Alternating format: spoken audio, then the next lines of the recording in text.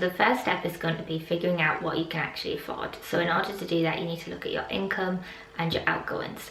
A rule of thumb is to take your salary or whatever income that you have, freelance, however it is, and kind of multiply it by 4.5, and that will give you, generally speaking, what the bank would lend.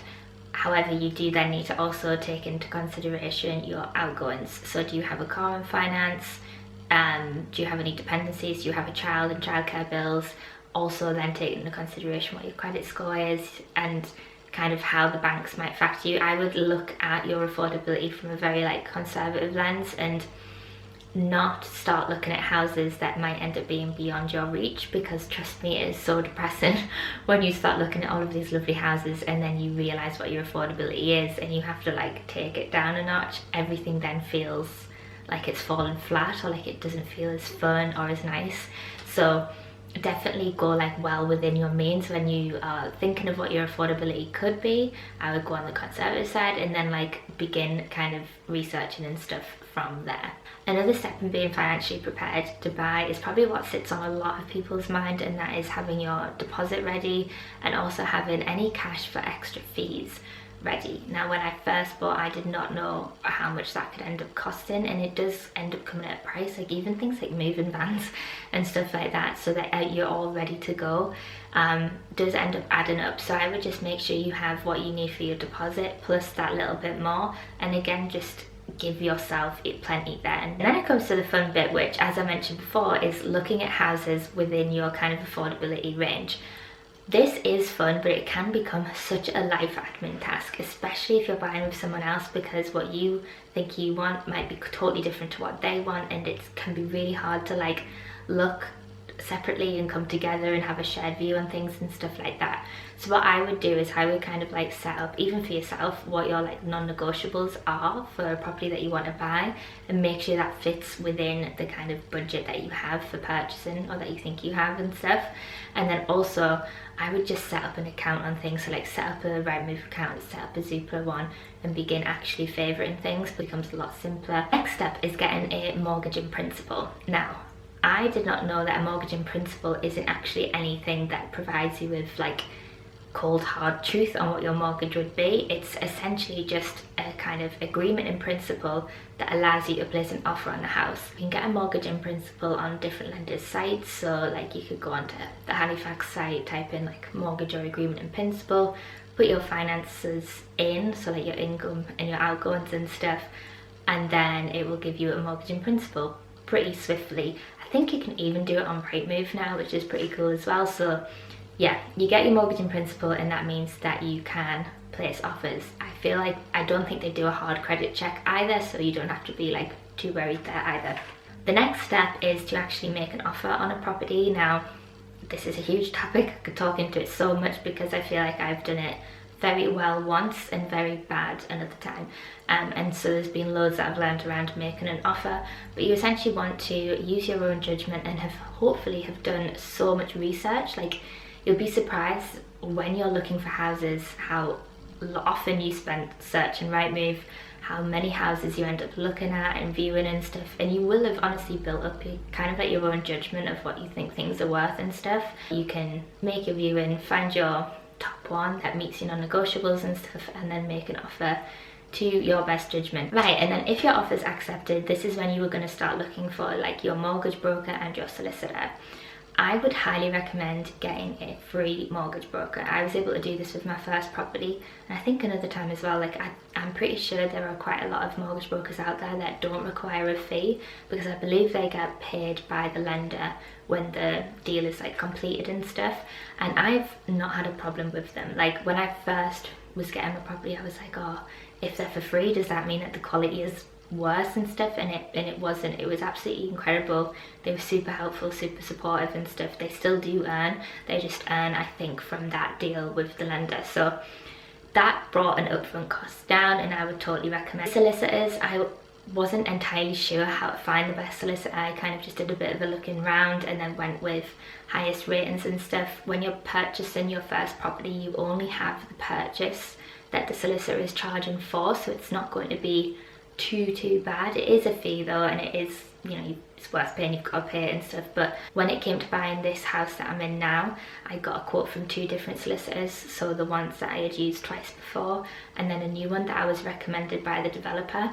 and the difference in cost was staggering, so I went with the cheaper option, but they were still absolutely brilliant. Both of these are going to need lots of information from you, so this is when they're going to need things like your broker will need, you know, bank statements, pay slips, know how long you've worked at the company for. They'll look at like credit score, they'll take into consideration any liabilities you have. Now around this point in time is when you would typically get a survey done on the property. Now this is so worth doing. You are going to think I'm absolutely crazy, but when I bought the first 2 properties, I didn't get a survey done because I just thought of it as an extra expense in moving and buying a property. But it's so not, okay? I really regret not ever getting a survey done, because essentially the survey is going to give you that expertise in that building that you don't have. Like, I am not a property expert. I do not know if there is damp in that wall. I do not know if that floorboard is okay. I don't know if there's asbestos in the ceiling. Like, I just don't know these things, whereas the survey is going to do that, and that will massively impact what the value of the property is. It might even sway your choice to buy, like if you think it's worth doing, particularly if you're looking at an older property that's a fixer-upper. Like if the roof's knackered, then you might consider taking literally 10k off of the property value, or you might think, do we even want to buy this? And the survey is going to give you that information. I think a survey is typically around like £500-ish. It'll probably depend on the size of the property and everything like that, but it's worth doing it. It's another upfront cost, but if I could go back in time, bloody hell, I would get one done. So another thing to mention though is that a survey is there to kind of fulfill the task that you've paid them to do. So it's really worth kind of almost, if you have any expert in the family or any second pair of eyes of someone who's bought and sold before, having them look over the survey as well, because it is going to say something, because they have to say something. They've been paid to look at this. They might say things like, that window might not have lintels, or this seems very old, it might be like this. They have to cover themselves in saying the maybes and stuff like that, so it can really scare people a lot. Try not to get too scared by the survey. Next step, by this point and around this time, you'll hopefully have your mortgage offer. So your mortgage broker will have gone and got you an offer with the lender. You want to know what the lender is and be happy with that lender, and you'll also get to the point of choosing your fixed rate. So are you going to be on a variable, are you going to be on a 2-year fixed rate or a 5-year fixed rate? That choice is completely dependent on your personal circumstances and subject to you. You can't predict what the market is going to do. You don't know what's going to happen, as we've seen in the past few years and stuff. So for me, in my first 2 properties, I was on a 2-year fixed rate because I kind of had a feeling that I probably wouldn't want to be there for 5 years. So that worked for me.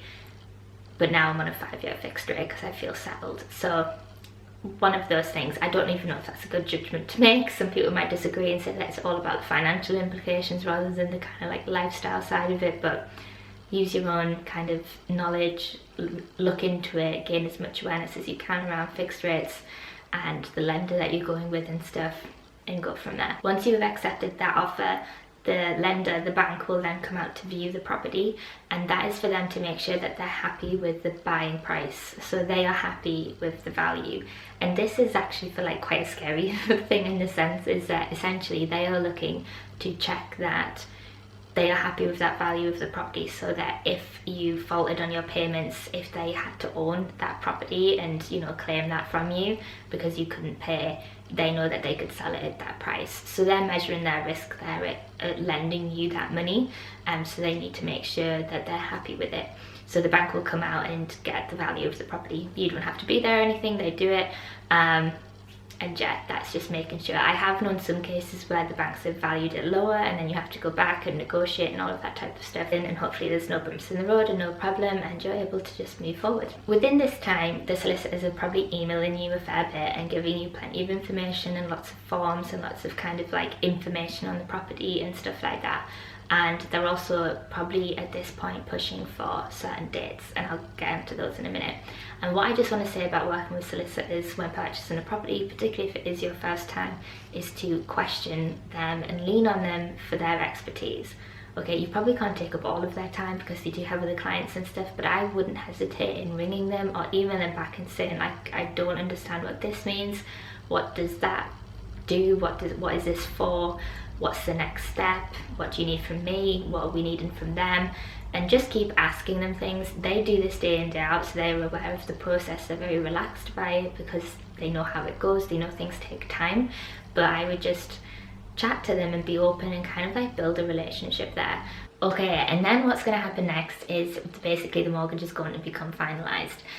So your mortgage offer will go through and everything like that with the lender. That'll all get finalised, and then your solicitors will be pushing for these key dates. So they'll be pushing for the exchange of contracts date and then the completion date.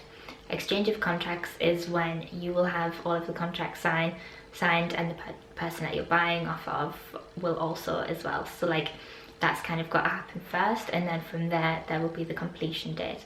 The completion date is literally when that property becomes yours, and that is the date that you will get the keys and the dates that you are able to move in if you choose to. It's a lot to happen in a day. One person's got to move out, the other person's got to move in. It's always a lot of fun. One thing I would say here is that when it comes to getting the exchange of contracts dates and pushing for that completion date and stuff, is that if you are a first time buyer, your main advantage in being that buyer of the property that you're purchasing is that you don't have a chain. So you don't have to sell, so that you in that seller's eyes are able to move in whenever they want. You can do a quick purchase, you know, you're there, you're ready to go. However, when you're buying from someone, they can be in their chain, so they are waiting on their property further on, and it goes up, and that's why chains can be such a nightmare and stuff. And what I remember feeling when I was a first time buyer was that like it was as though I was just happy to sit around and wait because I didn't have anything to sell and stuff. However, I was paying rent at the time. My rent had gone up because of the prices of things and everything, and I remember being like, okay, I can't keep paying rent and still be able to put this money into this house, so you're gonna have to move quickly. And I just wouldn't be scared to still push. Like, yes, your advantage as a first time buyer is that you don't have a chain, but you still have a life and you still have things that are needing to happen by a certain time and stuff. So I wouldn't completely sit back and be like, yeah, whenever you want, like whenever it's ready, however like you need to move in whatever pace and stuff like that. Like, still push. I could speak about chains so much because you're going to learn that people will say whatever to get you to buy, but they actually might take longer than they said. There might be more contingencies in place than what they said. Like, everyone will say that they barely have a chain, or that they'll move into their sister's house, or that they'll do this if you needed to be out by a certain time. It's because they want to sell the house. Just know as a first time buyer that you don't come last. Like, you should still push to move in when it works for you if you can. And yeah, and then you will have your keys and you will move in on your completion day. So enjoy it. I hope you absolutely love the process of buying your first house. It is tricky. It's a lot of life admin. Life admin's going to go through the roof, and you know, you'll be looking at things and doing viewings and all of that type of stuff, but it's a really fun time. There is so much within this process of buying a house that I could speak to, going right from saving up for the deposit all the way through to, you know, negotiating an offer and kind of pushing for that exchange date and all of that type of stuff. Like, there is so much I've learned doing this 3 times over from being 23 to 26. Yeah, please let me know any questions below, and I hope you enjoy your move.